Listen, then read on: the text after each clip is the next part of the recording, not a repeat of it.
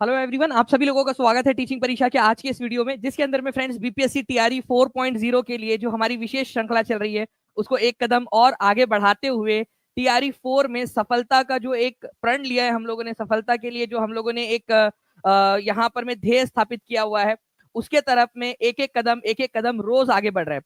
और ये वो बच्चे हैं, आप वो बच्चे हो जो अपनी सफलता उस समय के अंदर में जो है मेहनत करके आप लोग स्थापित कर रहे हो जब नोटिफिकेशन भी नहीं आया।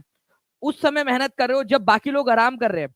और आप यकीन मानिए फ्रेंड्स, जिस समय बाकी लोग आराम कर रहे होते हैं ना, उस समय मेहनत करनी चाहिए, क्योंकि इस जमाने के अंदर में जब कंपटीशन है तो आप लोगों को बाकी लोगों से आगे निकलने के लिए किसी को पीछे नहीं करना है, किसी को आपकी किसी की टांग नहीं खींचनी है, अपने आप को मजबूत बनाना है। और अपने आप को मजबूत बनाने के लिए जब लोग आराम कर रहे हैं तब भी काम करना पड़ता है, तब भी मेहनत करनी पड़ती है, अपना बेहतर वर्जन बनना पड़ता है। यही चीज आप लोगों को आगे बढ़ाएंगी और यही चीज आप लोगों को स्पेशल भी बनाती है जो अभी पूरा ये सेशन देख रहे हैं। अच्छे से देखिए पूरा का पूरा सेशन फ्रेंड्स। मैं आप लोगों को एक यहाँ पर मैं एक बहुत ही सुंदर सा कोट अगर आप लोगों के सामने शेयर करूं, study hard no matter if it seems impossible. आप आपको आपको क्या लगता है, कई सारे लोग होंगे कि यहाँ पर में वो सोचते होंगे कि सर टॉप 100 में कैसे आएंगे, हमारा क्या हम आ भी पाएंगे टॉप 100 के अंदर में। ठीक है, no matter if it take time, कोई फर्क नहीं पड़ता अगर टाइम लग रहा है, अभी है आपके पास में समय, मेहनत करिए। ठीक है, no matter if you have to up all night, आपको रात भर जागना पड़े, आपको मेहनत करनी पड़े, हम भी करते हैं और मेहनत करना ही आपको सिखा रहे हैं। Just remember that the feeling of success is the best feeling in the entire world. जो सक्सेस की फीलिंग है ना, ये सबसे बेस्ट फीलिंग होती है पूरे वर्ल्ड के अंदर में, ये चीज ध्यान रखना आप लोग। ओके, चलिए तो हम लोग फ्रेंड्स यहाँ पर में हमारे पहले क्वेश्चन की तरफ में आगे बढ़ते हैं। पहला क्वेश्चन आपके स्क्रीन के ऊपर में ये रहा और ये क्वेश्चन इंपॉर्टेंट है फ्रेंड्स, एग्जाम के अंदर में आ चुका है। किस वर्ष बाबू कुंवर सिंह का देहांत हुआ था? ये क्वेश्चन पूछा जा सकता है आप लोगों से, जल्दी बताइए इस पर्टिकुलर क्वेश्चन का आंसर क्या होगा। आंसर करते जाएंगे सभी के सभी लोग। किस वर्ष बाबू कुंवर सिंह का देहांत हुआ था? जी, तो देखिए फ्रेंड्स, अगर मैं आप लोगों से बात करूं यहाँ पर मैं, बाबू कुंवर सिंह जो है 1857 के विद्रोह के अंदर में बिहार के और सेंट्रल इंडिया के एक बहुत बड़े नेता थे। वयोवृद्ध थे, इनकी उम्र हो चुकी थी, लेकिन फिर भी उन्होंने जो है वो लड़ना जारी रखा। और फ्रेंड्स लड़ते लड़ते ही, ठीक है, इनकी जो मृत्यु है वो 1858 के अंदर में हो गई थी। मैं अगर आप लोगों को तारीख बता दूं तो तारीख भी आप लोग याद रख लेना, 26 अप्रैल, ठीक है, 1858 को इनकी मृत्यु हुई थी। बहुत ही इंपॉर्टेंट क्वेश्चन है ये, बार बार आ रहा है एग्जाम के अंदर में। ठीक है, तो बाबू कुंवर सिंह की मृत्यु, ठीक है, आपको पता है कि आरा से ये लड़ाई लड़ रहे थे, आरा जगदीशपुर बिहार से। ठीक है, 1857 के अंदर में एक बूढ़े जमींदार थे बिहार से। ठीक है, 1857 में अपना योगदान दिया उन्होंने। तो 1858 के अंदर में इनकी मृत्यु हुई थी 26 अप्रैल 1858 को, ये आप लोग याद रखोगे फ्रेंड्स, 26 अप्रैल 1858 को। इसके अलावा जो है फ्रेंड्स आप लोगों ने ये याद रखना है कि गवर्नमेंट ऑफ बिहार ने वीर कुंवर सिंह यूनिवर्सिटी बनाई थी आरा के अंदर में 1992 में। तो वीर कुंवर सिंह यूनिवर्सिटी कहां पर में है? आरा के अंदर में है फ्रेंड्स, याद रखना है 1992 में बनाई गई थी। ठीक है, इंपॉर्टेंट है। नाउ नेक्स्ट क्वेश्चन की तरफ में आगे बढ़ते हैं। 20 फरवरी 1947 को किसने घोषणा की कि जून 1948 तक सत्ता भारतीयों को हस्तांतरित कर दी जाएंगी? अब इसका जो फ्रेंड्स पूरा का पूरा आप लोगों का जो सिस्टम है वो मैं आप लोगों को यहाँ पर मैं बता देता हूँ। ठीक है, कि हुआ क्या था। देखिए 20 फरवरी 1947 को, ठीक है, घोषणा हुई थी। अब हमारा देश जो है आपको पता है कि 15 अगस्त को आजाद हुआ है, ठीक है, 1947 के अंदर में। तो 15 अगस्त को आजाद हुआ, तो 20 फरवरी को क्या घोषणा हुई थी, आप ये समझने की कोशिश करिए। ठीक है, तो 20 फरवरी 1947 को जो है फ्रेंड्स, जो ब्रिटेन के प्रधानमंत्री थे, ठीक है, प्रधानमंत्री थे ब्रिटेन के क्लीमेंट एटली, उन्होंने ब्रिटेन की पार्लियामेंट के अंदर में खड़े होकर एक घोषणा की। घोषणा क्या की उन्होंने कि भाई हमारा भारत में रहते हुए एक उद्देश्य है कि हम जो है जून 1948 तक भारत को आजादी दे देंगे। उन्होंने लक्ष्य रखा, एक टारगेट रखा। आप लोगों ने भी टारगेट रखा होगा ना कुछ टारगेट रखा होगा आप लोगों ने कि इतना स्कोर करना है, इतना करना है, अपने लिए ये बेहतर करना है। तो जून 1948 तक जो है फ्रेंड्स आप लोगों को जो है भारतीयों को सत्ता हस्तांतरित कर दी जाएंगी, ये यहाँ पर में बात की गई थी। ठीक है, ये याद रखेंगे आप सभी लोग। 20 फरवरी 1947 को उन्होंने घोषणा की थी। तो किसने की थी ये घोषणा? क्लीमेंट एटली ने, ब्रिटेन के प्रधानमंत्री थे ये। ठीक है, ब्रिटेन के प्रधानमंत्री थे, ये याद रखेंगे आप सभी लोग, इंपॉर्टेंट पॉइंट है, एग्जाम के अंदर में ये पॉइंट पूछा जा सकता है। अच्छा, कब की थी घोषणा, ये भी क्वेश्चन आ चुका। मैं टीम से रिक्वेस्ट करूंगा कि एक इसका रिवर्स क्वेश्चन भी बनता है एग्जाम के अंदर में कि घोषणा कब की थी। तो घोषणा की थी फ्रेंड्स 20 फरवरी 1947 को। ठीक है, तो सी इज द करेक्ट आंसर। और आप देख सकते हो ये आप लोगों का जो पेपर लीक हुआ था ना, उसके अंदर में आया था क्वेश्चन, किस तिथि को क्लीमेंट एटली ने घोषणा की थी कि जून 1948 तक ब्रिटिश भारत को छोड़ देंगे। ठीक है, ये देखिए आप लोगों से जो मैं क्वेश्चन कह रहा था ना अभी कि किस तरीके का इस तरीके का क्वेश्चन बन सकता है, तो आप खुद देख सकते हो कि ये लीक पेपर के अंदर में आया था आपका, ठीक है, बीपीएससी टीआरई का लीक वाला पेपर जो था। तो आंसर क्या हो जाएगा इसका, आप लोग आंसर करिए जल्दी से, बताइए कि जून 1948 तक ब्रिटिश छोड़ देंगे भारत को। क्लीमेंट एटली ने, ब्रिटिश प्रधानमंत्री ने घोषणा की थी कि 20 फरवरी 1947 में इन्होंने ब्रिटेन की पार्लियामेंट के अंदर में ये घोषणा की थी, ठीक है। चलो नाउ फ्रेंड नेक्स्ट क्वेश्चन की तरफ में आगे बढ़ते हैं हम लोग, ठीक है। आप लोगों का एक क्वेश्चन जो है, देखिए यहाँ पर मैं बोला गया, सोन नदी का उद्गम स्थल अमरकंटक कहां पर में स्थित है। सोन नदी का उद्गम स्थल अमरकंटक कहाँ स्थित है, ये आपको बताना है। माइकल रेंज में, मकालू रेंज में, राजमहल हिल्स में, more than one of the above, none of the above. अब देखिए फ्रेंड्स, सोन नदी, ठीक है, ये थोड़ा सा इंपॉर्टेंट है, याद रखना है आप लोगों ने, किस नदी की सहायक नदी है। ये आप लोगों का न्यू एनसीईआरटी के अंदर में दिया हुआ है, इसी वजह से मैं आप लोगों को बता दे रहा हूँ, ताकि कोई भी बच्चा अगर जिसने अभी तक नहीं पढ़ा हो तो वो इसको ध्यान रख ले, ठीक है। काफी सारे बच्चे हैं, ठीक है, यहाँ पर मैं कंटिन्यूअसली जो है फ्रेंड्स अपना इनपुट दे रहे हैं, जी हाँ। और आज के जो न्यूज़पेपर्स है उसके अंदर में टीचिंग परीक्षा छाया हुआ है सर, बिल्कुल सही कह रहे हो आप लोग, आज के न्यूज़पेपर के अंदर में, ठीक है, टीचिंग परीक्षा छाया हुआ है, और उसका पूरा का पूरा श्रेय मैं आप लोगों को देना चाहूंगा, ठीक है। आप लोग हो टीचिंग परीक्षा, आप लोग हो, ठीक है, टीचिंग परीक्षा के सदस्य। तो आप है, आप छाए हुए, टीचिंग परीक्षा छाया मतलब आप लोग छाए हुए हो, ठीक है जी। चलो थैंक यू श्वेता तिवारी जी, बहुत बहुत शुक्रिया, ठीक है। तो जब जब जब जैसे जैसे टीचिंग परीक्षा तरक्की करेगा आप तरक्की कर रहे हो, जैसे जैसे टीचिंग परीक्षा का प्रचार प्रसार हो रहा है आप प्रचार प्रसार हो रहे हो आपका, क्योंकि आप लोग हो टीचिंग परीक्षा। तो देखिए फ्रेंड्स, अगर मैं बात करूं तो ये गंगा नदी की सहायक नदी है, ठीक है, बिहार के अंदर में ही जो है ये जाकर मिलती है गंगा नदी। तो माइकल जो हिल्स है, ठीक है, वहां से ये निकलती है, मैं आपको दिखाता हूँ कैसे, ठीक है। अगर हम लोग यहाँ पर में एक छोटा सा एनिमेशन था हमारा यहाँ पर में, अगर हम उसको भी दिखा पाते तो ज्यादा बेहतर हो जाता, ठीक है। माइकल जो है फ्रेंड्स, माइकल हिल्स आप लोगों की कहाँ पर में, ध्यान से समझिए आप लोग, ये है हमारा भारत, ठीक है। यहाँ पर में है मध्य प्रदेश, ठीक है, मध्य प्रदेश में यहाँ पर में माइकल हिल्स है, और माइकल हिल्स के अंदर में अमरकंटक रेंज, ठीक है, अमरकंटक प्लेट्यू। तो अमरकंटक प्लेट्यू से दो नदियां निकलती है, एक नदी निकलती है नर्मदा नदी जो इधर साइड में जाती है, और एक नदी है सोन नदी जो इधर में जाकर गंगा नदी में मिल जाती है, ठीक है। सोन नदी, मैं इस नदी की बात कर रहा हूँ, सोन नदी की, ठीक है, सोन नदी की बात कर रहा हूँ मैं यहाँ पर मैं आप लोगों से। तो इसको याद रखना है आप लोगों ने कि जो ये सोन नदी है, ठीक है, ये जो सोन नदी है ये निकलती है अमरकंटक प्लेट्यू से, जो कि माइकल हिल्स का पार्ट है, ठीक है। तो अमरकंटक किसका पार्ट है, माइकल हिल्स या माइकल रेंज का पार्ट है, ये याद रखना था आप लोगों ने। ये देखिए, ये एनिमेशन आप देख सकते हो, ये माइकल रेंज है आपकी, अमरकंटक प्लेट्यू, यहाँ से नर्मदा निकलते हुए दिखा रहे हैं विंध्या और सातपुड़ा के बीच में से। वैसे ही जैसे यहाँ से नर्मदा निकल रही है ना, वैसे ही फ्रेंड्स इसके उत्तर से यहाँ से, ठीक है, यहाँ से सोन नदी निकलती है, इधर से सोन नदी भी निकलती है, ये याद रखना था आप लोगों ने। ओके, इंपॉर्टेंट पॉइंट है, एग्जाम के अंदर में आप लोगों से पूछा जा सकता है। चलिए 1000 से ज्यादा बच्चे यहाँ पर में जुड़ चुके हैं, जल्दी से सेशन को लाइक भी करते रहेंगे फ्रेंड्स। अगर आपको लग रहा है कि यार टीचिंग परीक्षा हर एक चीज, छोटी छोटी चीजों का भी आप लोगों से ध्यान रख रहा है, तो जल्दी से सेशन को लाइक एंड शेयर भी जरूर करते रहेंगे आप सभी लोग, ठीक है। नाउ सर जीके जीएस जो है किसी ने आया है, सद्दाम हुसैन, जो 6 to 8 में 10th रैंक आया है इनका, ठीक है। सर जीके जीएस जिसे भी ना आए वो तो टीचिंग परीक्षा से पढ़ ले, मेरा दावा है एक बार यारो जो भी दानिश महोदय से सुन ले, मुझको इतिहास के वो झमेले और भूगोल के को कितना संजोले। अच्छा, उन्होंने कविता लिखी है, ओके। जीके जीएस जिसे भी ना आए वो टीचिंग परीक्षा से पढ़ ले, मेरा दावा है एक बार यारो जो भी दानिश महोदय को सुन ले, मुझको इतिहास के वो झमेले और भूगोल को कितना संजोले, आओ टीचिंग परीक्षा पे आओ और यहाँ सारे मोती को चुन ले, आपके वो पढ़ाने का जज्बा देखकर दिल हुआ मेरा शैदा, जितना है जिसे कोई मैदान अपनी किस्मत नहीं आके बुन ले। क्या बात है, देखिए सद्दाम हुसैन जी जो है 6 to 8 के अंदर में 10th रैंक आया है उनका, उन्होंने एक कविता भेजी है, टीम ने यहाँ लगा दिया है, बहुत बहुत शुक्रिया सद्दाम हुसैन जी, उन्होंने कविता लिखी है, बहुत बहुत शुक्रिया, 10th रैंक आया है इनका, और फोटो भी आई है भाई की आज, ठीक है, टीचिंग परीक्षा के साथ में न्यूज़पेपर में। तो अगली अगली फोटो आपकी आनी चाहिए, ठीक है। चलिए तो फ्रेंड्स हम लोग आगे बढ़ते हैं यहाँ पर में, ये देखिए क्वेश्चन है आपका, मिशमी, बरेल और लुशाई क्या हिल, ये हिल्स कहाँ पर में, ठीक है, जल्दी बताइए आपको।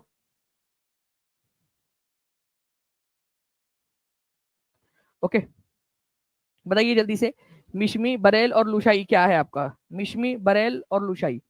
तो देखिए ये मिशमी हिल्स, बरेल हिल्स और लुशाई हिल्स, अगर आप उत्तर पूर्वी भारत की तरफ में जाओगे तो वहां पर में आपको ये हिल्स मिलती है, ठीक है।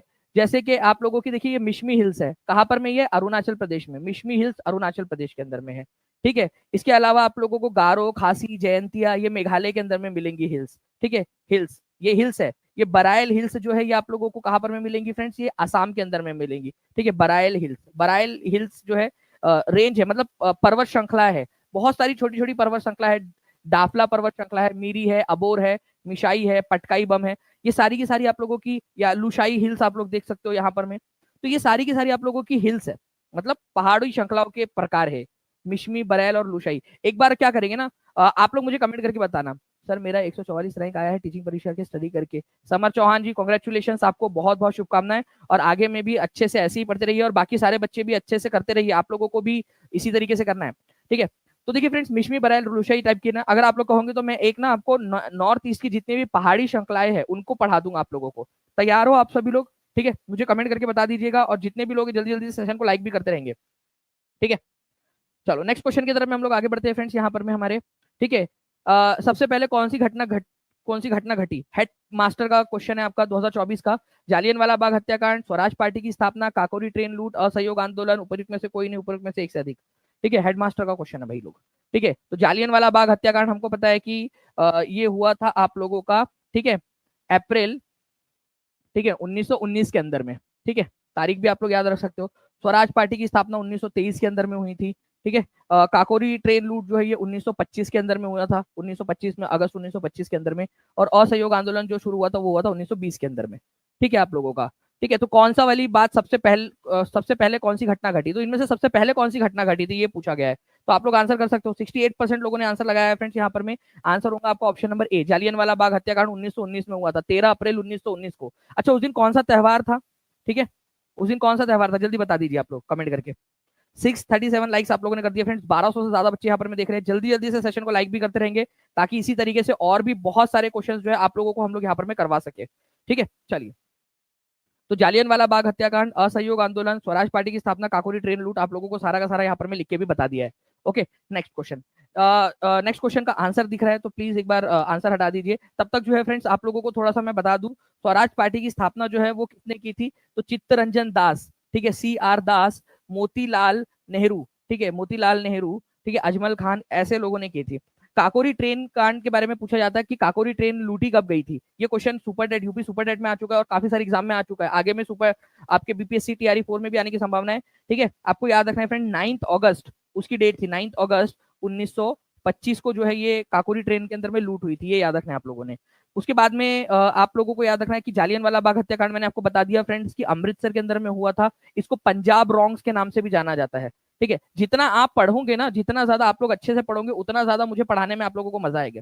तो आप अच्छे से पढ़िए, मैं आप लोगों को अच्छे से पढ़ाता हूँ, ठीक है। नेक्स्ट क्वेश्चन जो है फ्रेंड्स यहाँ पर देखिए, निम्नलिखित में से कौन सी पुस्तक मोगलीपुत्र तिस्सा द्वारा लिखी गई है। अब ये मोगलीपुत्र तिस्सा जो तुम्हारे चचा का लड़का है, ठीक है, अब इसके बारे में थोड़ी सी मैं बात बता देता हूँ आपको। ये पटना पाटलिपुत्र का था, पाटलिपुत्र में रहता था। ये अशोका के समय काल का है, अशोका के समय काल का। ये जो है तीसरी जो बौद्ध परिषद हुई थी, बौद्ध, ठीक है, बुद्धिस्ट काउंसिल या बौद्ध परिषद जिसको आप लोग बोलते हो, तीसरी वाली परिषद, उसका अध्यक्ष था, ठीक है। तीसरी वाली बौद्ध परिषद का अध्यक्ष था, अशोका के समय में जो हुई थी पटना पाटलिपुत्र के अंदर में। उसने तीसरी वाली बौद्ध परिषद के बाद में एक पुस्तक लिखी थी जिसका नाम था कथा वस्तु, ठीक है। कथा वस्तु या कथा वस्तु भी बोला जाता है इसको, कई बार कथा वस्तु या कथा वस्तु बोलते हैं इसको, ठीक है, ये याद रखना है आप लोगों ने। अब फ्रेंड्स यहाँ पर में 2-3 चीज और निकलती है, अगर बात हो रही है यहाँ पर में जीके की तो थोड़ा सा क्वेश्चन और कर लेते हैं। Revision is the key to success, कितने लोग मानते हैं कि जितना बार रिवाइज करते उतना ज्यादा बार याद होता जाता है? नहीं तो अदरवाइज मुझे आप लोग कल्पसूत्र और बुद्ध चरिता किसने लिखी है ये भी बता दीजिए आप लोग, चलिए जल्दी से। कल्पसूत्र और बुद्ध चरिता किसने लिखी है ये भी बताना है आप लोगों ने, क्योंकि अगर मैं हमेशा देखता हूँ कि बच्चे क्या करते हैं अक्सर जो है ना, इसको भूल जाते हैं, बस एक बार पढ़ लिया, बस आगे में पढ़ जाओ, अब पीछे की चीजें छोड़ दो। दोनों चीजें बतानी अपने, ठीक है। कल्पसूत्र किसने लिखी है और बुद्ध चरिता किसने लिखी है, ठीक है। देखिए, तो कथा वस्तु या कथा वस्तु भी बोला जाता है, मैं यहाँ पर मैं लिख भी देता हूँ आप लोगों को कि कभी आप कंफ्यूज ना हो। कथा वस्तु भी बोलते हैं इसको, कथा वस्तु भी बोलते हैं इसको, कथा वस्तु को, ठीक है। मोगलीपुत्र तिस्सा ने लिखी थी। अगर मैं बात करूं फ्रेंड्स कल्पसूत्र की, तो कल्पसूत्र जो है ये लिखी है भद्र बाहु ने, भद्र भद्र बाहु, ठीक है, भद्र बाहु, ये जैन एक साधु थे, उन्होंने लिखी थी भद्र बाहु ने, ठीक है। जल्दी से याद रखेंगे कल्पसूत्र। बुद्ध चरिता अगर आप लोगों से बात की जाए ये किसने लिखी है, तो ये बुद्ध चरिता लिखी है अश्वघोष ने, अश्वघोष ने, ठीक है, अश्वघोष, ठीक है। ये भद्र बाहु जो है ये चंद्रगुप्त मौर्य के समकालीन थे, चंद्रगुप्त मौर्य के समय काल के थे, भद्रबाहु, ठीक है। और ये जो बुद्ध चरित्र लिखने वाले अश्व घोष है, ये कनिष्क के समकालीन थे, कनिष्क के समकालीन, कनिष्क के समय के। तो ये दोनों भी पॉइंट आप लोगों ने याद रख लेने हैं। 1400 से ज्यादा बच्चे जुड़ के चुके हैं। जल्दी से फ्रेंड्स हर एक बच्चा अपना सेशन को लाइक यहाँ पर कर दे। एक बार चेक कर ले कि कोई ऐसा तो नहीं है जिन्होंने टीचिंग परीक्षा चैनल को सब्सक्राइब नहीं किया है। चैनल को सब्सक्राइब कर लीजिए, क्योंकि आगे में जितनी भी इंफॉर्मेशन है, जितनी भी पढ़ाई है, सारी की सारी आपको सबसे पहले टीचिंग परीक्षा पर ही मिलने वाली है, ठीक है। ओके, चलिए, B is the correct answer. यहाँ पर में कथा वस्तु या कथावत्तु जो है ये लिखी गई है आपके जो है मोगलीपुत्र तिस्सा के द्वारा। नेक्स्ट क्वेश्चन जो है फ्रेंड, 2011 की जनगणना के अनुसार बिहार के किस जिले में पुरुषों की तुलना में महिलाओं की संख्या सबसे अधिक है? अब मैं आप लोगों से एक क्वेश्चन और पूछता हूँ कि बताइए कि निम्नलिखित में से मतलब आपको बिना ऑप्शन के आंसर करना है कि कौन सा जिला है जहां पर में पुरुषों की तुलना में स्त्रियों की संख्या सबसे कम है, मतलब लिंग अनुपात सबसे कम है। अगर मैं बात करूं फ्रेंड्स, हर 1000 पुरुषों के मुकाबले में कितनी महिलाएं हैं, ठीक है, तो सबसे ज्यादा जो है आप लोगों को मिलेंगी, ठीक है, 1021, ठीक है, ये गोपालगंज में है। केवल एकमात्र जिला है ये। पेड क्लास में हम लोगों ने जब पूरा का पूरा बिहार जी के पढ़ा था, उसमें पढ़ाया था मैंने आप लोगों को, ठीक है, और याद भी कराया था कि भाई ये क्वेश्चन बन सकता है कि एकमात्र जिला कौन सा है जिसमें सेक्स रेशियो 1000 से ज्यादा है, ठीक है, मतलब हर 1000 मेल के मुकाबले में फीमेल कितनी है, 1021 है, ठीक है।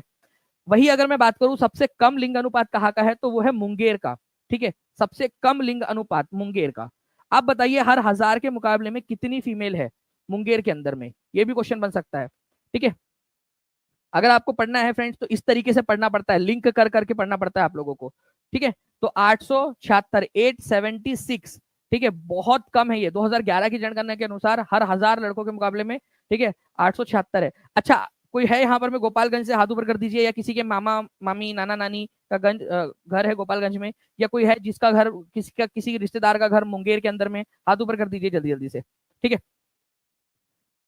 तो फ्रेंड्स ये चीजें याद रखनी है आप लोगों ने। इसके अलावा जो है फ्रेंड्स, मैं अब आप लोगों को जो है यहाँ पर मैं आपका वाले कुछ जिले है जो आपकी लिस्ट है जो टीचिंग परीक्षा के एप्लीकेशन पर उपलब्ध भी करा दी गई है आप लोगों को। गोपालगंज का मैंने यहाँ पर मैं दिखा दिया है। आपका अगर कोई जिला यहाँ पर में इनमें से है तो वो बता दीजिए आप लोग कि आपका इसका अंदर में कितना आ रहा है, आपके जिले का नंबर अगर आपको दिख रहा हो यहाँ पर तो। ओके, तो सबसे ज्यादा है गोपालगंज में सेक्स रेशो और सबसे कम है मुंगेर के अंदर में, ठीक है। अच्छा, ओवरऑल बिहार का कितना है, ओवरऑल ओवरऑल सेक्स रेशो इन बिहार, ठीक है, इन बिहार, ये आप लोगों को आंसर करना है। ये भी क्वेश्चन बन सकता है, बिहार का सेक्स रेशो कितना है, ठीक है। बिहार का सेक्स रेशो मतलब कि बिहार में हर 1000 लड़कों के मुकाबले में कितनी लड़कियां हैं एज पर 2011 की सेंसस। चलिए देखते कितने लोग आंसर कर पाते हैं। आगे बढ़ते हैं हम लोग यहाँ पर में हमारे नेक्स्ट क्वेश्चन जो है आप लोगों का है, जब कोई संविधान संशोधन विधेयक राष्ट्रपति के पास में जाता है तो वो क्या करता है? आपको पता है संविधान संशोधन का आर्टिकल क्या है? संविधान संशोधन का आर्टिकल जल्दी बताइए, एक एक करके हम लोग आर्टिकल्स भी याद करते जा रहे हैं। 338, 338 ए, 338 बी। मुझे पूरा यकीन है कि जितने भी पेड क्लास के स्टूडेंट हैं जिन्होंने नॉलेज कैप्सूल किया हुआ है वो उसका आंसर कर पाएंगे, ठीक है।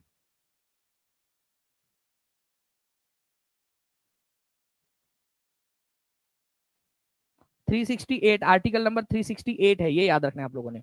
इसके तहत संविधान संशोधन किया जा सकता है, ठीक है। अगर कोई संविधान संशोधन विधेयक राष्ट्रपति के पास में जाता है तो राष्ट्रपति क्या उसको विथहोल्ड कर सकते हैं, मतलब अपने पास में रोक के रख सकते हैं? क्या उसको पार्लियामेंट को रिटर्न कर सकते हैं कि वापस से इसको एक बार पुनर्विचार करो उसके ऊपर में? Can delay it for not more than 6 month, उसके ऊपर में उसको डिले नहीं कर सकते। Bound to give his assent. देखिए फ्रेंड्स, बिहार पुलिस एसआई के अंदर में पूछा गया प्रश्न है। मैं बताऊं, पहले जो है राष्ट्रपति उसको रोक सकते थे, लेकिन एक संविधान संशोधन होता है जिसके जरिए राष्ट्रपति के ऊपर में अब कंपलसरी कर दिया गया है कि भाई राष्ट्रपति जो है उनको अपनी अनुमति देनी ही देनी है। 1971 के अंदर में ये संविधान संशोधन हुआ था, तो राष्ट्रपति को अपना जो है फ्रेंड्स असेंट देना ही है, कंपलसरी है, बाउंड है, मतलब कि सहमति देने के लिए वो बाध्य है। वो ना तो रिटर्न कर सकते, ठीक है, ना तो रोक सकते, ना तो जो है रिकंसिडरेशन के लिए भेज सकते हैं, ठीक है, बाउंड है। ये वाला एक क्वेश्चन है, बहुत बार पूछा जाता है, ठीक है। आर्टिकल नंबर 111 है संविधान का जो कहता है कि राष्ट्रपति जो है उसके पास में जाएगा, लेकिन यहाँ पर में राष्ट्रपति क्या करते हैं फ्रेंड्स, यहाँ पर में कोई भी अगर संविधान संशोधन वाला बिल है तो उसको कंपलसरी है कि उसको देना पड़ेगा ना फ्रेंड्स। 20 फरवरी 1947 को किसने घोषणा की कि जून 1948 तक सत्ता भारतीयों को हस्तांतरित कर दी जाएंगी? ये क्वेश्चन रिपीट हुआ है लेकिन आप लोग आंसर कर दीजिए जल्दी जल्दी से, सभी लोग फास्ट। 75 नंबर चाहिए विक्की कुमारी, आप विक्की कुमारी 150 में से जनरल में।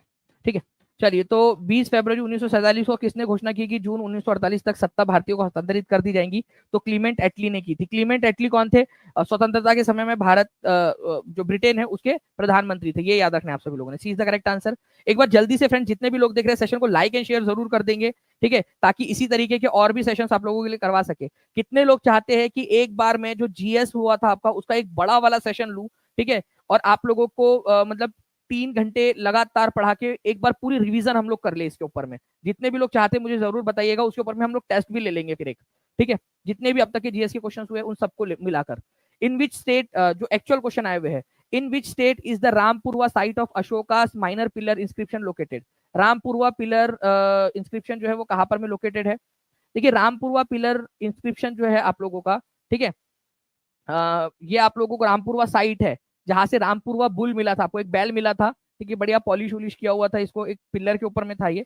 आजकल ये राष्ट्रपति भवन के अंदर में है, राष्ट्रपति भवन के अंदर में है अभी ये लोकेटेड। लेकिन ये मिला कहां पर में था? बिहार के अंदर में, रामपुरवा नाम की जगह के ऊपर में। ये भी याद रखना है आप लोगों ने। रामपुरवा में केवल 53% लोगों ने आंसर दिया है यार, ठीक है। रामपुरवा के बारे में पता होना चाहिए था आप लोगों को, बिहार में है रामपुरवा, ठीक है। अशोका कालीन है ये। अच्छा, ये भी क्वेश्चन आता है कि रामपुरवा बुल जो है वो कौन से साम्राज्य से बिलोंग करता है? ठीक है, रामपुरवा जो साइट है रामपुरवा बुल, ये मौर्य काल से बिलोंग करता है, मौर्य काल से। और मौर्य काल से क्यों? क्योंकि अशोका तो मौर्य ही था ना, चंद्रगुप्त मौर्य का पोता था। कितने लोगों को पता है अशोका चंद्रगुप्त मौर्य का पोता ही था? एक बार मैं आप लोगों को उनके वो भी बता देता हूँ। देखो चंद्रगुप्त मौर्य, ठीक है, मौर्य वंश का संस्थापक। फिर उसके बाद में आता है बिंदुसार, बिंदुसार, ठीक है, बिंदुसार। और उसके बाद में आता है अशोका। तो अशोका जो है वो चंद्रगुप्त मौर्य का पोता हो गया ना इस तरीके से, ठीक है। तो ये मौर्य वंश का ही था वो, ठीक है।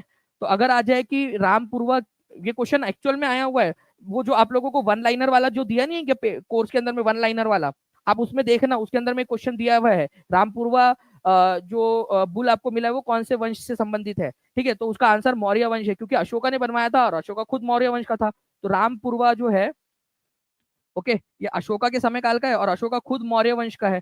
तो मौर्य वंश के समय का है ये, ऐसा बोल सकते थे उस क्वेश्चन का। डायरेक्ट इस तरीके से घुमा के पूछा था क्वेश्चन आपसे, ठीक है। ओके, मौर्य वंश का सबसे आखिरी वाला शासक कौन था? तो बृहद्रथ था, ठीक है, बिल्कुल। तो रामपुर आप लोगों को बिहार के अंदर में मिलेगा फ्रेंड्स, ठीक है। टोपरा उत्तर प्रदेश के अंदर में, मेरठ उत्तर प्रदेश के अंदर में, प्रयाग उत्तर प्रदेश में। ये अशोका के लघु स्तंभ है, कहाँ कहाँ पर में मिली है? लौरिया जो है बिहार में मिला है आप लोगों को, लौरिया नंदनगढ़ बिहार के अंदर में मिला है। Okay, now friend next question की तरफ में आगे बढ़ते हैं। 1906-7 में बाबा ठाकुर दास ने बिहार के किस जिले में रामकृष्ण जो है सोसाइटी की स्थापना की थी? ठीक है, तो बाबा ठाकुर दास जी जो है उन्होंने रामकृष्ण सोसाइटी या रामकृष्ण मिशन सोसाइटी भी बोला जाता है, उसकी स्थापना की थी। जल्दी बताइए यहाँ पर में सभी लोग। 973 लाइक्स हो चुके हैं फ्रेंड्स। केवल केवल हम लोग यहाँ पर में 27 लाइक्स दूर है हमारे जो 1000 लाइक से। हर एक बच्चा अपना अपना योगदान दे देगा। एक बार पूछ लीजिए अपने मन से कि क्या आपने अपना कर्मा निभा दिया है? सरिता सिंह जी, कोई इशू नहीं। आपके लिए ना मैंने एक वीडियो बनाया कि जिन लोगों का सिलेक्शन नहीं हुआ वो आगे क्या करेंगे, और अगर 1 मार्क्स से रह गया, किसी का डेट ऑफ बर्थ से रह गया, तो एक वीडियो बनाया है मैंने उसके ऊपर में, डेडिकेटेड टीचिंग परीक्षा के यूट्यूब चैनल पर, उसको जरूर देखिए आप, ठीक है। तो रामकृष्ण सोसाइटी की स्थापना जो है फ्रेंड्स उन्होंने मुजफ्फरपुर में, दरभंगा में, पटना में, गया में, कहां पर में की थी? अगर ये क्वेश्चन आप लोगों से आ जाए तो याद रखना है पटना के अंदर में की थी। रामकृष्ण सोसाइटी की अगर मैं बात करूं, देखो रामकृष्ण मिशन जो है आपका, रामकृष्ण मिशन किसने स्टार्ट किया था, ये क्वेश्चन आ सकता है। मैं टीम से रिक्वेस्ट करूंगा कि एक जोड़िया मिलाने के फॉर्म में या किसी एक फॉर्म में इस तरीके से क्वेश्चन लगा दिया जाए कि रामकृष्ण मिशन किसने स्टार्ट किया था और कब किया था। तो स्वामी विवेकानंद जो को पहचानते हो आप लोग? अगर पहचानते नहीं होंगे, ठीक है, उतने बूढ़े आप हो नहीं, तो कभी ना कभी नाम तो सुना ही होगा रामकृष्ण विवेकानंद जी का। तो स्वामी विवेकानंद जी ने 1878 के अंदर में बेल्लूर नाम की जगह है, ठीक है, बेल्लूर कलकत्ता के पास में, ठीक है, आज जिसको कोलकाता बोलते हैं आप लोग, कलकत्ता के पास में बेल्लूर नाम की जगह थी, वहां पर में इसकी स्थापना की थी रामकृष्ण सोसाइटी की, ठीक है, अपने गुरु रामकृष्ण परमहंस के नाम पर, ठीक है। अपने गुरु, देखिए अपने गुरु से कितना प्यार करते थे ये लोग, ठीक है। आप लोग भी करते हो मेरे बाद जाने के बाद में आप लोग दानिशानंद सोसाइटी की स्थापना करोगे क्या? ठीक है, चलिए।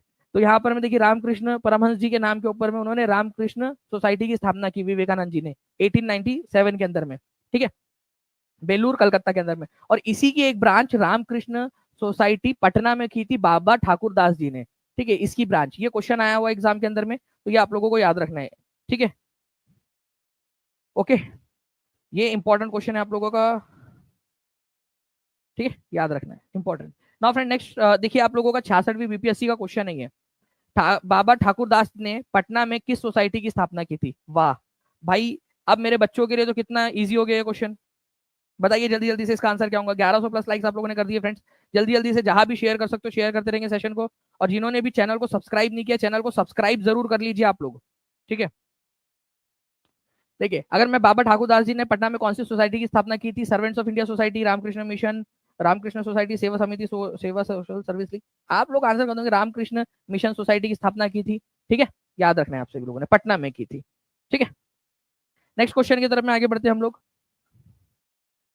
सोन नदी का उद्गम स्थल अमरकंटक कहां पर में स्थित है? चलो ये बताओ आप लोग, सोन नदी का उद्गम स्थल अमरकंटक कहां पर में स्थित है? मैं पोल में देखना चाहता हूँ कितना परसेंट लोग आंसर कर पाते हैं, बताइए। जल्दी जल्दी से आंसर करते जाएंगे आप सभी लोग। और जो भी बच्चे हैं जो टीचिंग परीक्षा के साथ में जुड़कर जो है फ्रेंड्स अपनी तैयारी करना चाहते हैं, मैं आप सभी लोगों को बता दूं कि टीचिंग परीक्षा जो है आप लोगों के लिए एक स्पेशल, ठीक है, हम लोग जो है वो एक रिवीजन आप लोगों के लिए स्टार्ट करें, जितने ओल्ड स्टूडेंट है उन लोगों के लिए भी, और जो नए स्टूडेंट आ रहे हैं उन लोगों के लिए भी, ताकि एक वापस से एक फुल फोर्स से हम लोग स्टार्ट कर सके। ठीक है, कुछ क्लासेस होंगी आपकी 3-3 4-4 घंटे की, आपकी ऐसी क्लासेस होंगी पेड के अंदर में, ताकि जो बच्चे अभी ज्वाइन हुए हैं एकदम उनको एक मौका और मिले आगे बढ़ने का, क्योंकि 2.5 महीने से जो बच्चे पढ़ाई कर रहे हैं उनका एक एक स्ट्रॉन्ग बेस बन चुका है। ठीक है, तो आप लोगों को भी वापस से मुख्य धारा में लाने का एक अंतिम मौका मिल रहा है आप लोगों को, ये मौका मत जाने दो। टीचिंग परीक्षा जो है वो अपनी क्वालिटी के लिए जाना जाता है, अपने रिजल्ट के लिए जाना जाता है। एक आपका डिसीजन जो है, सही डिसीजन आप लोगों का जो है आपका फैसला आपकी जिंदगी बदल सकता है। ठीक है, क्योंकि टीचिंग परीक्षा के साथ में आपकी सिलेक्शन के साथ अब रैंक की भी लड़ाई है। ठीक है, तो जितने भी बच्चे हैं जो जुड़ना चाहते हैं जल्दी से जल्दी जुड़ जाइए। ठीक है, मोस्ट प्रोबेबली 20 तारीख से हम लोग उसको स्टार्ट कर देंगे, और जो बच्चा जल्दी से जितना जल्दी एनरोल हो चुका होगा उसको प्रायोरिटी मिलेंगी उसके अंदर में। ठीक है, चलिए, पूरा जितना भी सिलेबस हुआ है उसका पूरा रिवीजन करके फिर आगे में और बढ़ेंगे हम लोग उसको। ठीक है, तो सोन नदी का उद्गम स्थल जो है वो अमरकंटक कहां पर में स्थित है, आप लोगों का ये क्वेश्चन पूछा जा रहा है। तो फ्रेंड्स ये याद रखना है आप लोगों ने, माइकल रेंज के अंदर में है। ठीक है, यहाँ से एक नदी और निकलती है, अमरकंटक से एक और नदी निकलती है इधर साइड में जाके, ये सोन नदी इधर साइड में जा रही है। ठीक है, सोन गंगा के तरफ में एक नदी और निकल रही है, उस नदी का नाम कोई बता सकता है क्या मेरे को कमेंट में? कंसेप्चुअल क्वेश्चन, जो सिर्फ समझदार बच्चे वही आंसर कर पाएंगे। अमरकंटक से एक सोन नदी निकलती है और एक नदी निकलती है कौन सी वाली वो बताएंगे आप लोग, क्योंकि मैं नाम बता दूंगा तो आप आंसर कर दोगे। ये क्वेश्चन यूपीएससी में आया था, मैं मेरी टीम से रिक्वेस्ट करूंगा कि प्लीज उसको यूपीएससी के क्वेश्चन का निकाल के लगा दीजिए एक बार, कि अमरकंटक प्लेटू से दो नदियां निकलती है, एक नदी निकलती है जो गंगा में विलीन हो जाती है और एक अरब सागर की तरफ में जाती है। ठीक है, वो दो नदियों का नाम बताइए, ऐसा क्वेश्चन आया था। प्लीज जल्दी से अगर पॉसिबल हो तो जल्दी से जल्दी लगाने की कोशिश कीजिए।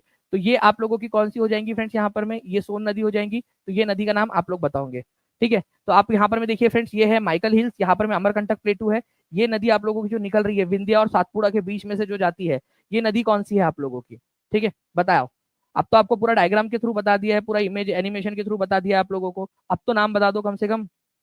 नर्मदा नदी, वेरी गुड आंसर आप लोग कर रहे हो फ्रेंड्स, नर्मदा नदी नर्मदा नदी नर्मदा नदी, बहुत बढ़िया। ठीक है, और एक नदी जो निकलती है उधर साइड से वो निकल रही है आप लोगों की, ठीक है, आपकी वो सोन नदी है जो गंगा में जाके मिल जाती है। नाउ नेक्स्ट क्वेश्चन की तरफ में आगे बढ़ते हैं हम लोग। The term of the council of state is, Rajya Sabha का कार्यकाल कितना होता है? बीपीएससी टीआरई 2.0 का क्वेश्चन, राज्यसभा का कार्यकाल कितना होता है, जल्दी बताएंगे आप सभी के सभी, राज्यसभा का कार्यकाल कितना होता है?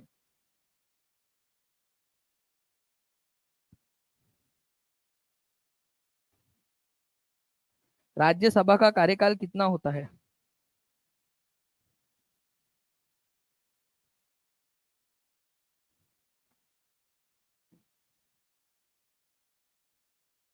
राज्यसभा का कार्यकाल, तो राज्यसभा के कार्यकाल की बात करेंगे फ्रेंड्स, तो ये एक स्थायी सदन है। ठीक है, इसका कोई कार्यकाल नहीं होता।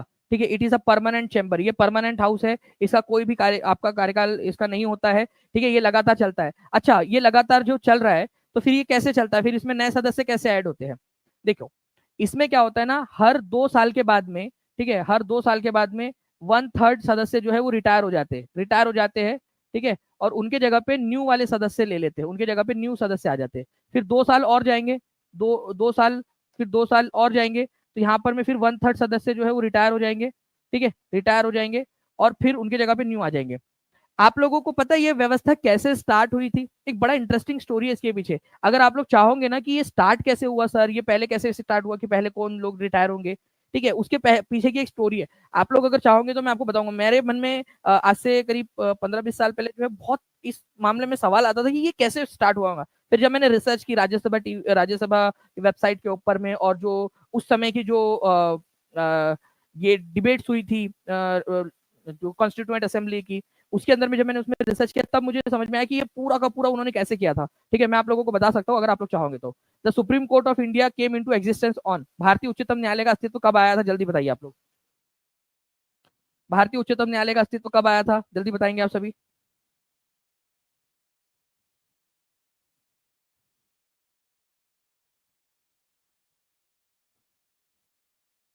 जी, तो अगर हम लोग बात करेंगे फ्रेंड्स, भारतीय उच्चतम न्यायालय का अस्तित्व जो है, क्या ये 15 अगस्त को आ गया था? नहीं, हम तो आजाद हुए थे उस दिन। 26 जनवरी 1961 को? बहुत देर हो जाएंगी। 2 अक्टूबर 1952 को? नहीं।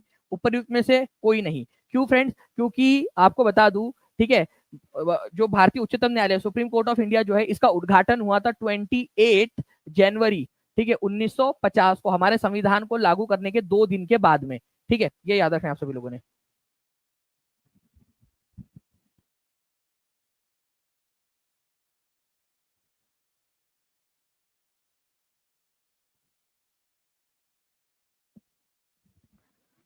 ओके, तो ऊपर में से कोई नहीं, यहाँ पर मैं आंसर हो जाएगा। क्यों? क्योंकि आंसर क्या होगा आप लोगों का? आंसर होगा यहाँ पर में 28 जनवरी 1950।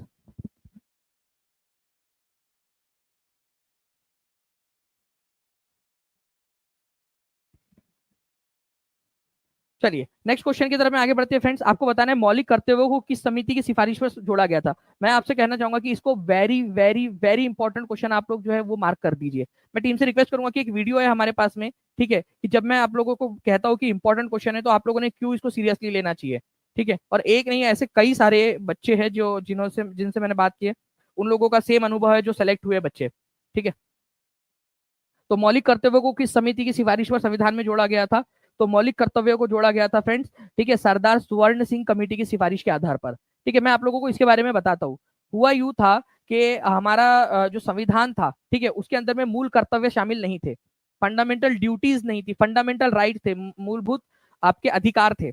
फिर बाद में ये समझ में आया कि हमारे देश के जो लोग हैं, ठीक है, उनको अधिकार मिल जाते लेकिन वो अपने कर्तव्य को नहीं निभाते। जैसे कि अभी भी आप लोगों ने देखा होगा, पिछले बार भी मैंने बताया था कि लोग अधिकार नहीं निभाते, अधिकार मिल जाते। 19 1950 बच्चे देख रहे हैं, 1245 लाइक्स हुए हैं।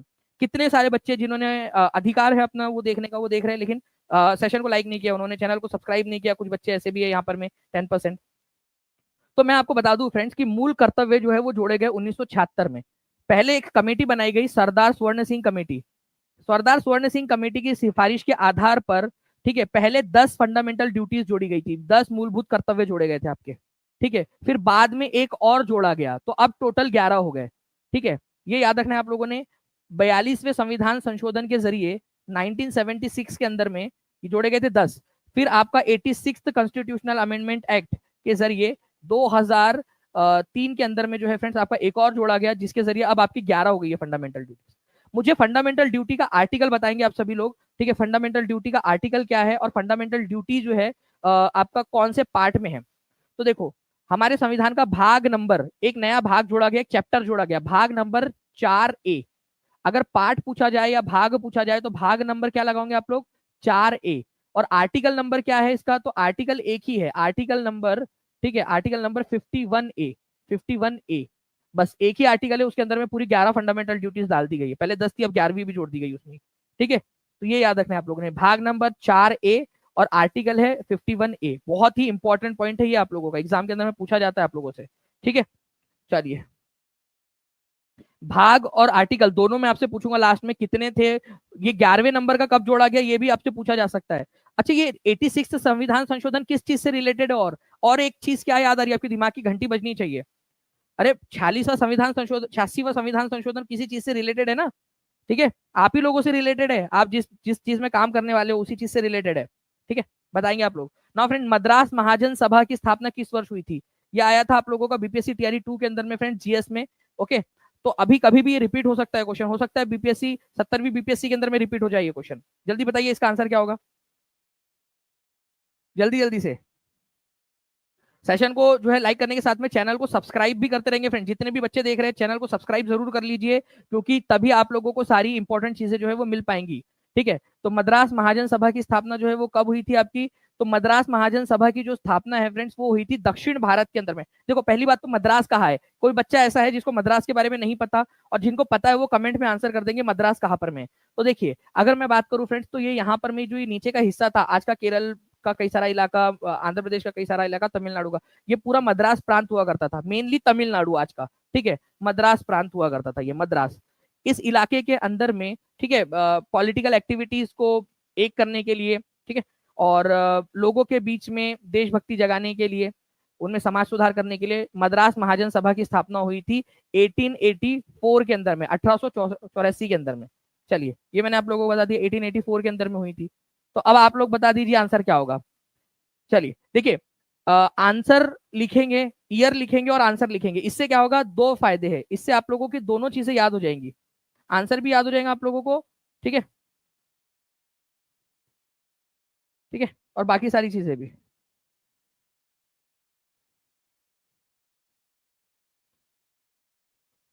तो मद्रास जो है फ्रेंड्स महाजन सभा की स्थापना चेन्नई के अंदर में हुई थी, जो उस समय मद्रास सिटी के नाम से जाना जाता था, मद्रास प्रांत के अंदर में। तो आंसर ई होगा इसका, नन ऑफ दी अबव, क्योंकि 1884 के अंदर में हुई थी इसकी स्थापना। डायरेक्ट क्वेश्चन आपका बन गया यहाँ पर में, सिंपल। ओके चलिए, तो फाउंडेशन ईयर जो है मद्रास महाजन सभा का कौन सा है भाई लोग? ठीक है, और उन सभी की बहनों, ठीक है, 1884। जो इंपॉर्टेंट लीडर थे कौन थे इसके संस्थापकों में से? एम वीर राघवचारी, पी आनंद चार्लू, जी सुब्रमण्यम अय्यर, ठीक है, और पी रंगिया नायडू। ठीक है, ये थे, इनका मेन उद्देश्य था कोऑर्डिनेट बनाना एक्टिविटीज को लेकर, लोकल एसोसिएशन को लेकर, ठीक है, नॉन ऑफिशियल इंटेलिजेंस स्प्रेडिंग जो थी, ठीक है, उसको बढ़ाना, जानकारी इकट्ठा करना कि भाई सरकार क्या करने वाली है इन लोगों के खिलाफ में वगैरह। ठीक है, और देशभक्ति की भावना जगाना, मद्रास महाजन सभा।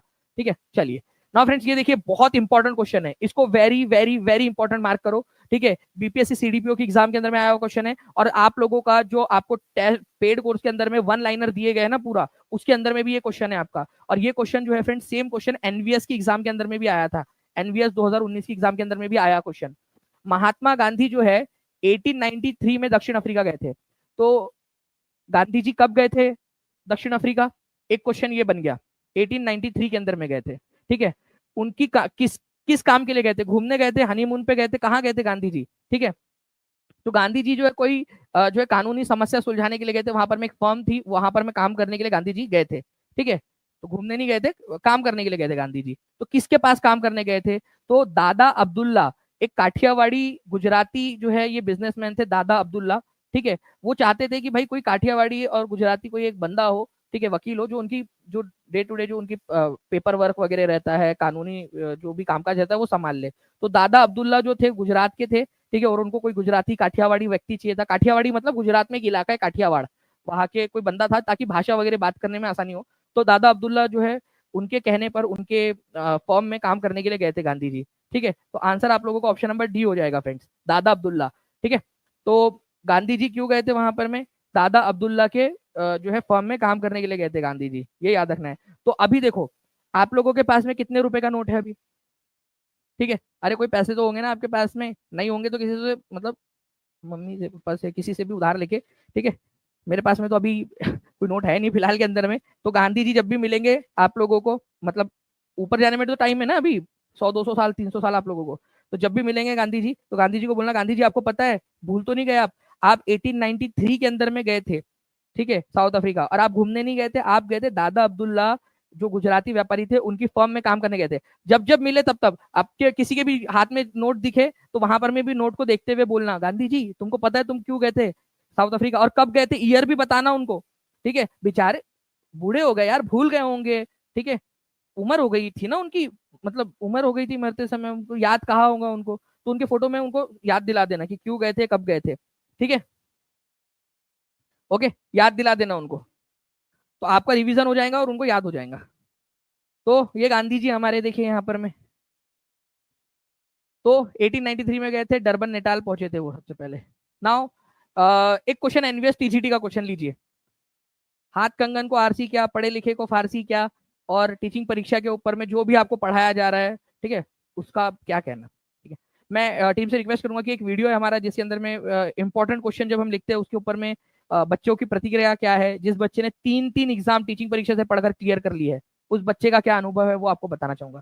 3 लाइक्स दूर है हम लोग केवल 1500 से, ठीक है। 14 1400 अब 1499 हो चुके हैं। चलिए जल्दी जल्दी करते जाएंगे आप सभी लोग लाइक सेशन को। देखिए फ्रेंड्स, अगर मैं बात करूं दादा अब्दुल्ला की कानूनी समस्याओं को सुलझाने के लिए महात्मा गांधी किस वर्ष डरबन पहुंचे थे, तो गए थे 1893 में। तो गांधी जी को याद करवा देना है आप लोगों ने। B is the correct answer, ठीक है। नेक्स्ट क्वेश्चन देखिए, भारतीय राष्ट्रीय कांग्रेस के किस अधिवेशन में पूर्ण स्वराज का सिद्धांत गृहीत हुआ था। अब जो क्वेश्चन पूछा है ना उस भाषा को समझो और आप लोग खुद से आंसर करो। बैच कैसे लेंगे सर? देखिए बैच लेना बहुत आसान है। नीचे एक तो नीचे में जो नंबर चल रहा है उस पर कॉल या व्हाट्सएप कर दो, कॉल कर दो या व्हाट्सएप कर दो। कॉल कर दोगे तो भी काम चल जाएगा, व्हाट्सएप कर दोगे तो भी काम चल जाएगा, टीम आपकी मदद कर देगी। और अगर आपको फास्ट लेना है, क्योंकि देखिए कई बार क्या होता है ना कि एक बार आप करते हो और फिर भूल जाते हो और एक डिसीजन फिर बाद में रिग्रेट होता है कि काश उस समय में कर लिया होता। आज कई सारे बच्चे पछता रहे होंगे कि काश उस समय में जो है वो पढ़ लिया होता, टीचिंग परीक्षा की बैच से पढ़ लिया होता तो आज पेपर क्लियर हो गया होता, 1 नंबर से 2 नंबर से जिसका रह गया। ठीक है, तो मैं आपको बता दूं कि आप जो है फ्रेंड्स टीचिंग परीक्षा का एप्लीकेशन जरूर डाउनलोड कर लीजिए गूगल प्ले स्टोर से, उसकी भी लिंक दी गई है, ठीक है। और इसके अलावा आपको नीचे में to buy BPSC TRE 4.0 batch ऐसा करके लिंक दी गई है, उस पर भी क्लिक करके आप बैच ले सकते हो, या नंबर पे कॉल कर दो सिंपली, ठीक है, कॉल कर दो या व्हाट्सएप कर दो, ठीक है। अगर कॉल ना लगे तो व्हाट्सएप कर देना, ठीक है, टीम मदद कर देंगी। तो लाहौर अधिवेशन जो है फ्रेंड्स 1929 का, इसके अंदर में जो है वो पूर्ण स्वराज का सिद्धांत जो है वो पारित हुआ था। अच्छा मुझे बताओ लाहौर अधिवेशन के अध्यक्ष कौन थे? अध्यक्ष अध्यक्ष कौन थे ये बताएंगे। लाहौर जो शहर है वो कौन सी नदी के किनारे पे बसा हुआ है? रिवर। ये क्वेश्चन एक एग्जाम में आया था कि लाहौर कौन सी नदी के किनारे पे बसा हुआ है, ये क्वेश्चन आया था, ठीक है। जल्दी बताएंगे आप सभी। ये सारे क्वेश्चन जो एग्जाम में आ सकते हैं वो सारे बता रहा हूं आप लोगों को, बताइए। लाहौर कौन सी नदी के किनारे पे बसा हुआ है? ठीक है, बिल्कुल। तो लाहौर जो है फ्रेंड्स ये रावी नदी के किनारे पे बसा हुआ है, ये याद रखना है आप लोगों ने। लाहौर अधिवेशन के अध्यक्ष थे पंडित जवाहरलाल नेहरू। अच्छा, ये लाहौर अधिवेशन में 1929 में प्रस्ताव पास हुआ पूर्ण स्वराज का। तो पूर्ण स्वराज का प्रस्ताव पास होने के बाद में 26 जनवरी, ठीक है, 26 जनवरी 1930 में, ठीक है, मतलब कुछ दिन बाद ही, क्योंकि ये सेशन तो आप लोगों का दिसंबर में हुआ था ना, दिसंबर में, तो दिसंबर के बाद में डायरेक्ट जनवरी आता है और साल चेंज हो जाता है। तो 26 जनवरी 1930 को रावी नदी के किनारे पर झंडा किसने फहराया था, ये क्वेश्चन आया था। रावी नदी के किनारे पर झंडा किसने फहराया था? जल्दी बताइए आप लोग।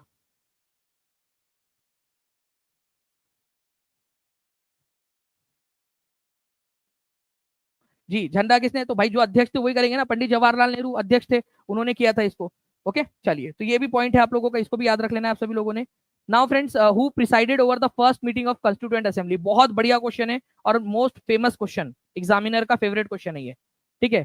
तो संविधान सभा की प्रथम बैठक, पहले तो डेट बता देंगे आप लोग इसकी क्या है। देखो टीचिंग परीक्षा पे आपको इसी तरीके से पढ़ाया जाता है कि एक क्वेश्चन के साथ में कई सारे क्वेश्चन आपके क्लियर हो जाए। तो डेट क्या थी, ठीक है, इसकी अध्यक्षता किसने की थी पहली वाली बैठक की? तो संविधान सभा की जो पहली बैठक थी वो हुई थी आप लोगों की 9 दिसंबर को। 9 दिसंबर लिखते जाना, मेरे से पहले लिखते जाइए, 46 में, 9 दिसंबर 1946 को हुई थी, ठीक है, पहली बैठक संविधान सभा की। ओके, और इसकी पहली बैठक जब हुई तो कोई अध्यक्ष तो था नहीं उसके अंदर में, ठीक है, तो किसको अध्यक्ष बनाया जाए, किसको बनाया जाए, किसको बनाया जाए? तो सच्चिदानंद सिन्हा जो थे, ठीक है, ये सबसे ओल्डेस्ट मेंबर थे उस समय में, तो इनको प्रोटेम या फिर टेम्पररी अध्यक्ष बनाया गया था 2 दिनों के लिए, सच्चिदानंद सिन्हा। तो पहली जो मीटिंग हुई थी संविधान सभा की उसकी अध्यक्षता सच्चिदानंद सिन्हा ने की थी। राजेंद्र प्रसाद जो थे वो 2 दिन बाद मतलब 11 तारीख को, ठीक है, 11th, ठीक है, दिसंबर 1946 को पूर्णकालीन अध्यक्ष के रूप में इनको चुन लिया गया कि भाई अध्यक्ष जो है वो जो परमानेंट अध्यक्ष है वो ये बनेंगे। तो अगर केवल अध्यक्ष कौन थे संविधान सभा के ये बोला जाए तो राजेंद्र प्रसाद थे। अगर किसने पहली मीटिंग की अध्यक्षता की या फिर कौन थे जिन्होंने जो है टेम्पररी रूप से अध्यक्षता की थी, तो सच्चिदानंद सिन्हा हो जाएगा इसका आंसर। तो ये दोनों पॉइंट है जो आप लोगों ने याद रखना है। सच्चिदानंद सिन्हा, सच्चिदानंद सिन्हा को मेकर ऑफ मॉडर्न बिहार भी कहा जाता है, मॉडर्न बिहार के जन्मदाता, ये भी याद रखना है आप सभी लोगों ने, ये भी क्वेश्चन बन सकता है एग्जाम के अंदर में, तो प्लीज इसको याद रखिएगा। ओके जी। किस नदी का उद्गम नेपाल में हिमालय की महाभारत श्रृंखला से होता है? और ये कटिहार जिले में, देखिए बहुत इंपॉर्टेंट है, कहां पर में इसका उद्गम होता है? किस नदी का उद्गम होता है हिमालय की महाभारत श्रृंखला में, ठीक है, आपके उत्तर पश्चिमी इलाके के अंदर में, और कटिहार जिले में कुर्सेला के पास कोसी नदी में जाकर मिल जाती है ये क्वेश्चन एक्चुअली में ये होना चाहिए था कि कोसी नदी जो है वो कौन सी नदी है जो मिल जाती है जाकर। तो क्वेश्चन के अंदर में थोड़ा सा ये क्वेश्चन क्रिएट होते समय इसके अंदर में थोड़ा सा ये है, ठीक है। ये गंगा नदी में मिल जाती है, गंगा नदी में मिल जाती है, ऐसा आना चाहिए था, गंगा में नदी में मिल जाती है, यहाँ पर में गंगा आना चाहिए था, गंगा नदी में मिल जाती है, गंगा में। तो कोसी नदी जो है फ्रेंड्स गंगा में मिल जाती है, वो क्वेश्चन के अंदर में ही आंसर दे दिया गया, कई बार ऐसा भी होता है, ठीक है। तो कोसी नदी जो है वो गंगा में मिल जाती है, कोसी नदी को ही बिहार का शोक भी कहा जाता है। कटिहार जिले के अंदर में जो है आपका कुर्सेला नाम की जगह है, वहां पर में मिलती है, इसको याद रखना है आप सभी लोगों ने, ठीक है। तो कोसी रिवर का उद्गम महाभारत श्रृंखला से होता है, हिमालय की महाभारत श्रृंखला जो नेपाल में वहां से होता है, ठीक है। ये गंगा नदी में कहां पर में जाकर मिलती है, कुर्सेला नाम की जगह है, कटिहार जिले में, वहां पर में मिलती है। ये अपना कोर्स बदलने के लिए, अपना रास्ता बदलने के लिए बहुत ज्यादा इन फेमस है, बदनाम है, और इसी वजह से इसको बिहार का शोक भी कहा जाता है, ठीक है। चलो, नाउ फ्रेंड्स, बंगाल और बिहार में भूमि पर किराएदारों के अधिकारों को बंगाल काश्तकारी अधिनियम, मैं आगे का क्वेश्चन पढ़ू पहले, इससे पहले मैं लिख देता हूँ, इसमें वेरी इंपॉर्टेंट क्वेश्चन है, ये बहुत ज्यादा इंपॉर्टेंट क्वेश्चन है, ठीक है। बहुत ज्यादा इंपॉर्टेंट क्वेश्चन है, ये याद रखना है फ्रेंड्स, ये आप लोगों को, ये क्वेश्चन हमेशा याद रखना है, किसी भी एग्जाम में देखने के लिए मिल सकता है आपको। बंगाल और बिहार में भूमि पर किराएदारों के अधिकारों को बंगाल काश्तकारी अधिनियम कब मान्यता दी गई थी, ठीक है। तो अगर आप लोगों से बोला जाए तो 1885 के अंदर में दी गई थी। पाबना पूरा पूरा विद्रोह आपको पढ़ाया है मैंने, पाबना विद्रोह के बारे में पेड क्लास के अंदर में। तो पाबना विद्रोह के बाद में जो है फ्रेंड्स आप लोगों का ये कानून आया था कि बंगाल टीनेंसी एक्ट, जो बंगाल के काश्तकार है, किसान है, जो कुछ समय तक अपना किराया बराबर से दे रहे हैं, ठीक है, मतलब अपना टैक्स दे रहे हैं, तो उन किसानों को जमीन का मालिकाना हक दे देना चाहिए। बंगाल टीनेंसी एक्ट बोलते हैं उसको, बंगाल काश्तकारी अधिनियम 1885 में आया था। बंगाल बिहार और जो उड़ीसा वाला पूरा इलाका था ना उस समय का, अखंड बिहार, अखंड बंगाल जो था पूरा का पूरा, उसमें जो किसान थे उनके अधिकारों की रक्षा करने के लिए, उनको जमींदारों के अत्याचारों से बचाने के लिए ये लाया गया था, ठीक है। चलिए, तो ये आप लोगों का पॉइंट है फ्रेंड्स, जो आप लोगों ने याद रखना है एग्जाम पॉइंट ऑफ व्यू से आप लोगों का, ठीक है। चलिए, ना फ्रेंड्स, बराबर की पहाड़ियां निम्नलिखित में से कि बिहार के किस शहर के सबसे समीप है। अब देखिए, मुझे ना ये बराबर की पहाड़ियों के बारे में बहुत सारी चीजें आपको बतानी है। बराबर केव्स जो है फ्रेंड्स, ये अशोका जो है उन्होंने दान में दी थी। किसको दान दी थी ये बताइए, बराबर की पहाड़ियों में दो गुफाएं उन्होंने दान में दी थी, किसको दान दी थी बराबर की गुफाएं।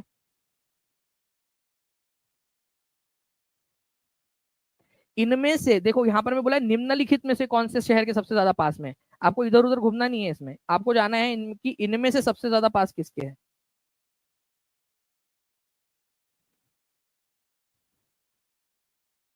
ठीक है। मखदूमपुर, मुंगेर, मधुबनी।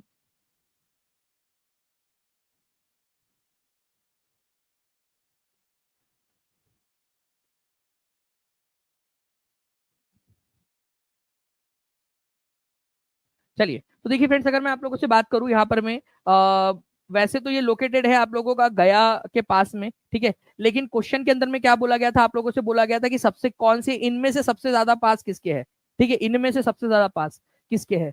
तो फ्रेंड्स मैं आपको बता दूं कि मखदूमपुर जो है आप लोगों का, उसके सबसे ज्यादा पास में है, ठीक है।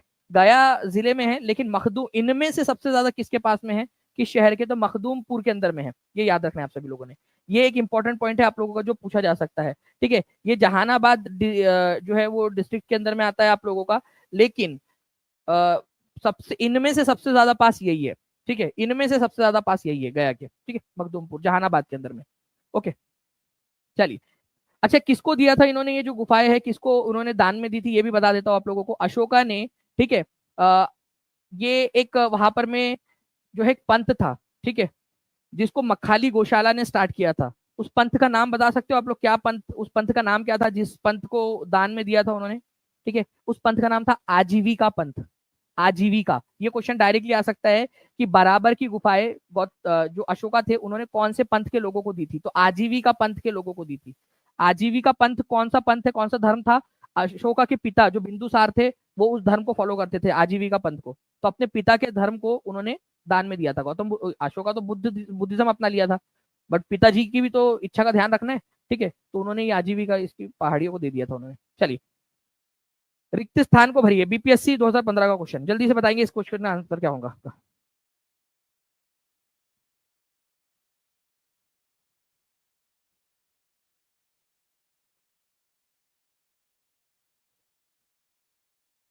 जब तक आप भरते भी रहिए फ्रेंड्स, यहाँ पर मैं रिक्त स्थान को एक क्वेश्चन, एक वीडियो दिखाता हूँ आपको। शायद आपको याद हो या ना हो कि आप वीडियोस देखो, जितने भी क्वेश्चंस यहाँ पे मैं बता रहा हूँ, अगर इससे बाहर कुछ आ गया तो मेरा नाम बदल देना।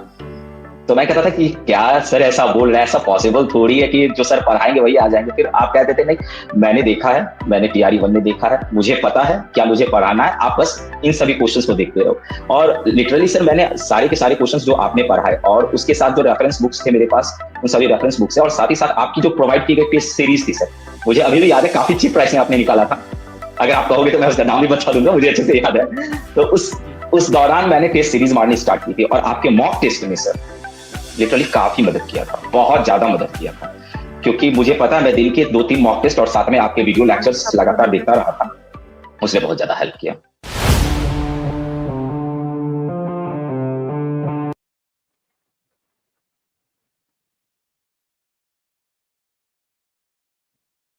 देखिए, अगर मैं आप लोगों से बात करूं फ्रेंड्स, यहाँ पर मैं इस पर्टिकुलर क्वेश्चन को आप लोगों ने आंसर कर दिया है।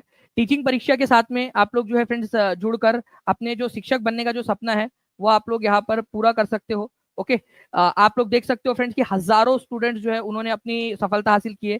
आज के न्यूज़पेपर्स कितने लोगों ने देखे, जल्दी बताइए आप लोग मुझे, कितने लोग हैं जिन्होंने आज के न्यूज़पेपर्स देखे हैं? न्यूज़पेपर के अंदर में टीचिंग परीक्षा आप लोगों को दिखाई दिया है, हाथ ऊपर कर देंगे और नीचे में बता भी देंगे। ठीक है, आप लोग जो है फ्रेंड्स आप जो भी आपके घर में अगर न्यूज़पेपर आया हुआ है, ठीक है, तो उसकी फ्रंट पेज के साथ में फोटो लेकर जो है फ्रेंड्स इंस्टाग्राम पे टीचिंग परीक्षा के को भेज भी सकते हो, या इंस्टाग्राम के ऊपर में डाल दीजिए @टीचिंग परीक्षा लिख दीजिए, या फिर आप अपने स्टेटस पे लगा सकते हो फ्रेंड्स, ताकि हम लोगों तक भी मिल जाए वो। ठीक है, तो कोई भी आपका पेपर देख लीजिए आप लोग, आपको मिल जाएगा न्यूज़पेपर के अंदर में। और यहाँ पर मैं टीचिंग परीक्षा ने जो पढ़ाया वही एग्जैक्ट एग्जाम में आया, इसी वजह से जो है फ्रेंड्स हम इतना बड़ा रिजल्ट प्रोड्यूस कर पाए हैं। ठीक है, आप देख सकते हो कंटिन्यूअसली, ऐसा एक नहीं है, मल्टीपल जो चीजें हैं आप लोगों को यहाँ पर मैं प्रूफ के साथ में दिखा रहे हैं डायरेक्टली। ठीक है, तो आप लोग जितने भी लोग हैं वो जुड़ सकते हैं फ्रेंड्स। ठीक है, 60% ऑफ का फायदा लीजिए, जल्दी से पढ़ना स्टार्ट कर दीजिए आप लोगों का, क्योंकि जो पेड वाले स्टूडेंट है उन लोगों के लिए जो 25 तारीख को आप लोगों की जो संकल्प टेस्ट 2 होने वाली है वो आप लोगों के लिए फ्री रहेंगी, जो बच्चा ज्वाइन रहेगा पेड कोर्स में। बाकी जो बच्चे हैं वो लोग अलग से उसको परचेस करके वो कर सकते हैं, लेकिन पेड स्टूडेंट्स के लिए जितनी भी मैक्सिमम चीजें है वो फ्री है। ठीक है, जैसे आपका 65 पेपर्स वाला है, ठीक है, रैंक बूस्टर सीरीज है, आप लोगों के लिए वन लाइनर है, एनसीईआरटी कोर्स है, सब कुछ आपके पास में फ्री है। तो आप लोग जल्द से जल्द पढ़ाई स्टार्ट कर दीजिए, ताकि जैसे ही नोटिफिकेशन आए आप आगे में तैयार रहो। ठीक है, तो ये मौका है, ये मौका जाना नहीं चाहिए। जैसे पिछले बार के जो लोग हैं वो काश जो है वो कर रहे हैं, ठीक है, तो वो काश आप लोगों के मन में नहीं रहना चाहिए। आप लोग जो है फ्रेंड्स पहले से प्रिपेयर्ड रहने चाहिए। ओके, चलो, थैंक यू वेरी मच जी। इसके अलावा जो है फ्रेंड्स, और अगर आप लोगों का कोई डाउट हो, अगर आप लोगों की कोई समस्या हो, तो वो भी बता दीजिएगा आप सभी के सभी लोग। ठीक है,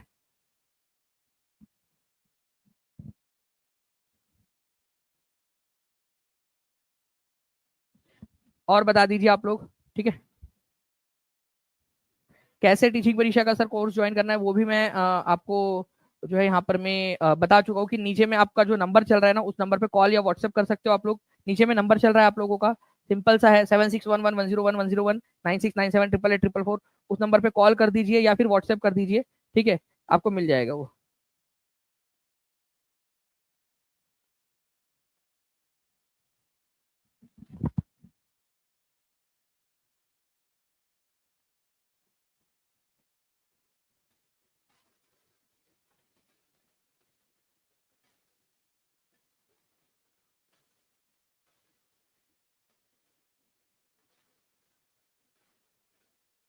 जी, तो फ्रेंड्स यहाँ पर मैं जो है एक बड़ी स्वीट सी समस्या जो है वो हमारे जो वाईटी मैनेजर साहब है वो लेकर आए हैं। ठीक है, मैं आपको बता दूं कि जो इमेजेस हम लोग ऐड कर रहे हैं कम्युनिटी के अंदर में, हमारे प्यारे प्यारे से बच्चे हैं, उनके मैसेजेस हमारे पास में आ रहे हैं कि सर वो मेरी इमेज ऐड क्यों नहीं हुई, मुझे भी सर उस पर दिखना है, जो कम्युनिटी है उसके अंदर में डालिए। तो हम लोग जो है फ्रेंड्स कंटिन्यूअसली जो है ना आप लोगों के लिए कोशिश कर रहे हैं। जो आप कम्युनिटी पे देख रहे होंगे ना इमेजेस, वो इमेजेस जो है हम लोग डालने की कोशिश कर रहे हैं एकदम स्पीड में। ठीक है, और जैसे जैसे वो एडिट होते जा रही है, क्योंकि उसके अंदर में आपको पता है कि पूरा वो बनाना पड़ता है। ये इस तरीके की इमेज जो है, आई थिंक शायद वो इसकी बात कर रहे हैं। ठीक है, इस तरीके की सिंगल सिंगल इमेज, क्योंकि वो फोटो डाल के उनका नाम लिख के वो सब उनका रोल नंबर पूरा ऑथेंटिक करना पड़ रहा है। तो जितने भी बच्चे हैं जो सेलेक्ट हुए हैं, और जायज भी है क्योंकि उनका प्यार है, उन्होंने टीचिंग परीक्षा से पढ़ा है और वो चाहते हैं कि उनका भी दिखे नाम वहां पर में। तो बिल्कुल हम लोग पूरी की पूरी कोशिश करें, पूरी टीम मेहनत कर रही है। जैसे जैसे आपकी फोटोज आ रही है हम ऑथेंटिसिटी चेक कर रहे हैं कि ऑथेंटिक होना चाहिए, सच में है या नहीं, और पूरा का पूरा चेक करने के बाद में ही डाला जा रहा है। तो उसमें थोड़ा समय लग रहा है। तो बच्चे जो मैसेजेस कर रहे हैं, क्योंकि हजारों इमेजेस आई है, हजारों बच्चों ने भेजा है कि सर हमारा सिलेक्शन हो चुका है, ठीक है। तो हम जैसे जैसे टीम जो है फ्रेंड्स आगे बढ़ती जा रही है, ठीक है, वैसे वैसे आप लोगों को दिखता जाएगा उसके अंदर में, ठीक है। अभी भी मेरे पास में कंटिन्यूअसली भेज रहे, टीम जो है वो बना रहे हैं और वो आगे बढ़ाते जा रहे हैं, ठीक है। कल रात में भी आया था, इफ्तिकार करके एक है उर्दू में, उनका सेकंड रैंक आया, उनका भी मैसेज आया कि सर मेरा वाला फोटो क्यों नहीं गया अभी तक, ठीक है। तो चला जाएगा, सबका चला जाएगा। आप लोगों आपने जो है वो टॉप किया है, ठीक है। टीचिंग परीक्षा का आपका प्यार कि आप टीचिंग परीक्षा पर दिखना चाहते हो, टीचिंग क्योंकि आपका एक लगाव है टीचिंग परीक्षा के साथ में, ठीक है। तो जैसे जैसे, क्योंकि हजारों इमेजेस है, हजारों बच्चों ने पढ़ा है टीचिंग परीक्षा के साथ में, ठीक है। तो टीचिंग परीक्षा जो है वो प्रतिबद्ध है आप लोगों की जो छोटी छोटी खुशियां है उसको और ज्यादा बढ़ाने में भी। ओके, चलो थैंक यू वेरी मच जी। बिल्कुल मधु जी, बायोलॉजी के भी क्वेश्चन उसके अंदर में डलवा देंगे। ओके, चलो thank you very much, take care and bye, God bless you all. Thank you very much friends. और टीचिंग परीक्षा चैनल को सब्सक्राइब करके बेल आइकन दबा दीजिए, और जो भी बच्चा टीचिंग परीक्षा के साथ में जुड़ना चाहता है आज ही जुड़ जाइए, ताकि अपनी पढ़ाई जो है वो और अच्छे से आप लोग स्टार्ट कर सके, अपनी पढ़ाई को गति दे सके आप लोग। Okay, thank you very much, take care and bye, God bless you all. Thank you very much, bye, thank you.